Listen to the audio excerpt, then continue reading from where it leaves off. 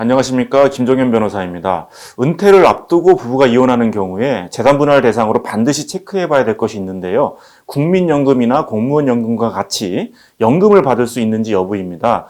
연금이나 퇴직금 같이 향후에 확실히 지급될 것으로 예상되는 그런 소득에 대해서는 역시 재산 분할이 가능한 부부의 공동재산으로서 판단이 됩니다. 이혼 시에 연금의 분할 청구에 대해서는 국민연금법이나 공무원연금법에 명시적으로 그 분할 기준이 규정되어 있습니다.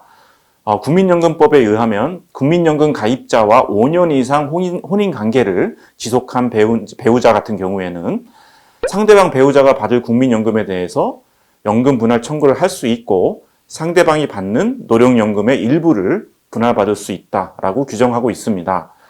연금의 분할 비율은 연금 수급권자인 상대방 배우자의 총 연금 가입 기간을 기준으로 하는데요. 그 중에서 혼인 기간이 차지하는 비율을 기준으로 해서 연금액을 나누는 것으로 법에 정해져 있습니다. 국민연금도 크게 다르지가 않습니다. 그러나 국민연금이나 공무원연금의 비율은 이혼 시 재산 분할 절차를 통해서 다르게 정해질 수도 있습니다.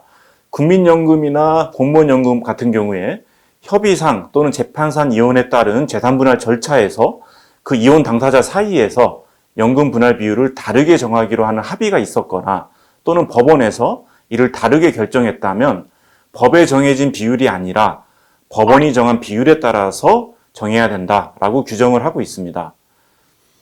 또한 그 대법원은 연금에 대한 분할을 정하지 않고 조정조서가 작성된 경우에 분할연금 수급권을 포기하거나 불리한 분할 비율을 설정하는 것에 대해서 동의한 것으로는 볼 수 없기 때문에 여전히 균등한 비율의 분할연금 수급권을 상대방이 가진다라고 판단하고 있습니다.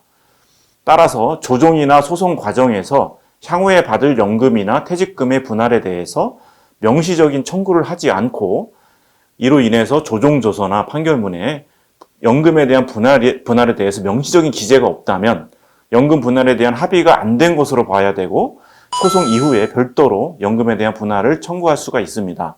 법원은 분할연금 수급권을 연금 형성에 대한 청산이나 분배라는 재산 분할적인 면 외에도 가사노동 등으로 직업을 갖지 못해서 국민연금에 가입하지 못한 전업주부와 같은 배우자에게 일정 수준의 노후소득을 보장하는 취지로 사회보장적인 성질도 갖고 있다라고 보고 있습니다.